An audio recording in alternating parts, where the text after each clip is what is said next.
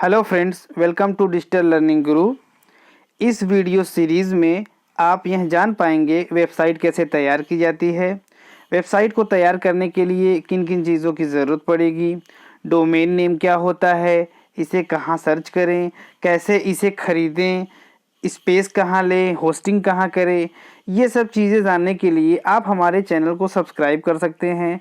Channel का नाम है डिजिटल लर्निंग गुरु। इस वीडियो सीरीज का यह पहला भाग है। इस पहले भाग में आपको बताया जाएगा कि यह वेबसाइट कैसे तैयार होगी। आइए हम जानते हैं अगली स्लाइड में वेबसाइट कैसे तैयार होगी। अगर आप अपनी वेबसाइट बनाना चाहते हैं तो आपको वेब डेवलपमेंट के बारे में थोड़ी बहुत जानकारी होनी चाहिए। अपनी वेबसाइट बनाने से जुड़ी तमाम बातों को विस्तार से समझाने के लिए हम आपके लिए लाए हैं एक खास सीरीज़। इस सीरीज़ के पहले भाग में वेबसाइट से जुड़ी बुनियादी जानकारी दे रहे हैं मंजय सिंह। मंजय सिंह के माध्यम से आप ये वीडियो देखेंगे।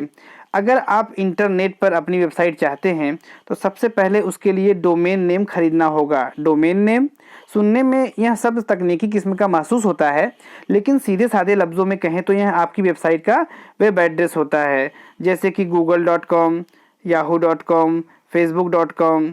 यूँ समझ लीजिए कि जिस तरह लिफाफे पर डाक का पता होना ज़रूरी है, उसी तरह वेबसाइट के लिए डोमेन नेम होना भी ज़रूरी होता है। डोमेन नेम से ही आपके बिजनेस की पहचान होती है।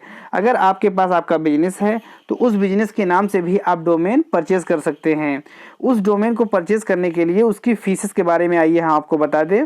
डोमेन नेम के लिए सालाना फ़ीस जो लगती है 99 रुपये से लेकर 500 से 600 रुपये तक हो सकती है। अलग अलग किस्म के डोमेन नेम के लिए अलग अलग कीमत भी होती है। किस्म का मतलब, जी हाँ, क्या आपने किस्म किस्म के वेब एड्रेस नहीं देखे? जैसे आप देखेंगे किसी वेबसाइट के लास्ट में डॉट रहता है, डॉट के बाद जैसे .net, .com, .org,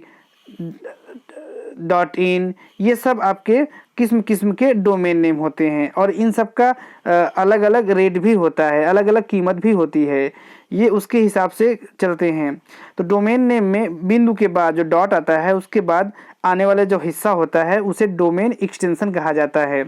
अलग अलग डोमेन एक्सटेंशन के लिए अलग अलग दरें ली जाती हैं, जो डिमांड और सप्लाई के नियम के आधार पर बदलती रहती है। जैसे कि मैं आपको उदाहरण के लिए बताना चाहता हूँ, अगर आप किसी अपना डोमेन .com परचेज़ करते हैं तो वो थोड़ा सा कॉस्टली होता है। उसके अलावा अगर आप ऑर्गेनाइजेशनल वेबसाइट चाहते हैं तो .org वेबसाइट देना होगा। इससे पहचान होती है कि हमारा डोमेन किस प्रकार का होता है। डोमेन एक्सटेंशन भी कई तरह के होते हैं, जैसे .edu, यह स्कूल, कॉलेज और यूनिवर्सिटीज़ के लिए यूज़ में लाए जाते हैं।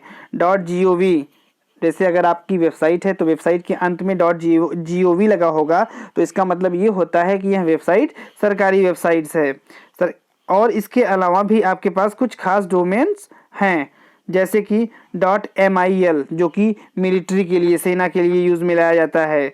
सबसे ज़्यादा मशहूर डोमेन एक्सटेंशन .com है, जिसके नाम पर कई बार पूरे वेब जगत को ही .com कह दिया जाता है। जैसे कि आपने नॉर्मली सुना होगा कि किसी वेबसाइट का अगर एड्रेस बता रहा है तो लास्ट में .com ज़रूर होगा, क्योंकि .com से पहचान होता है कि यह एक वेबसाइट है। नॉर्मली लोग ये जानते हैं।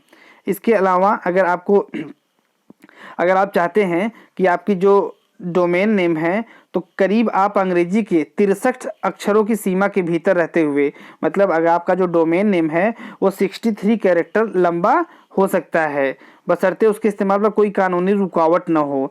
जैसे कि अगर कोई नाम आपने परचेज़ कर लिया है या फिर कोई ब्रांड नेम आप ले रहे हैं तो वो आप नहीं ले सकते। कुछ चीज़ें कॉपीराइट होती हैं और कुछ नेम्स होते हैं जो पहले से ही बुक किए जा चुके होते हैं। तो इसके लिए हमें क्या करना होता है, पहले अपने डोमेन नेम को सर्च करना होता है। हम वीडियो में आगे आपको बताएंगे कि डोमेन नेम लेने से पहले हम ये चेक कर लेते हैं कि हमारा डोमेन अवेलेबल है कि नहीं है। वैसे एक्सटेंशन बदलने से वेबसाइट की परफॉर्मेंस पर कोई असर नहीं पड़ेगा। अगर आपने .org, .com, .net में से कोई एक ले लिया है तो इसका मतलब ये नहीं होता कि वेबसाइट की परफॉर्मेंस पुअर होगी। हाँ, ये हो सकता है कि .com अगर होगा तो आप बड़ी मदद मिलती है किसी को वेबसाइट बताने में।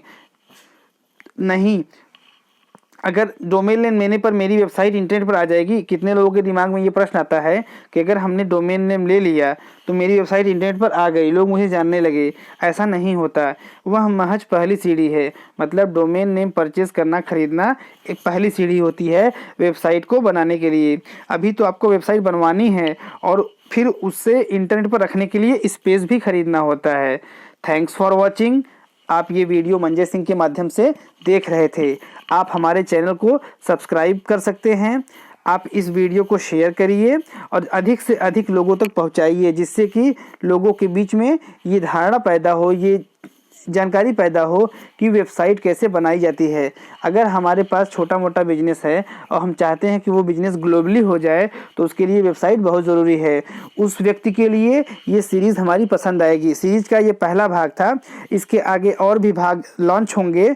अगर आपको ये वीडियो पसंद आता है तो उस वीडियो पर कमेंट भी दें। आप इस वीडियो को लाइक भी कर सकते हैं और ज़्यादा से ज़्यादा सब्सक्राइब करवा सकते हैं, उसे शेयर भी कर सकते हैं।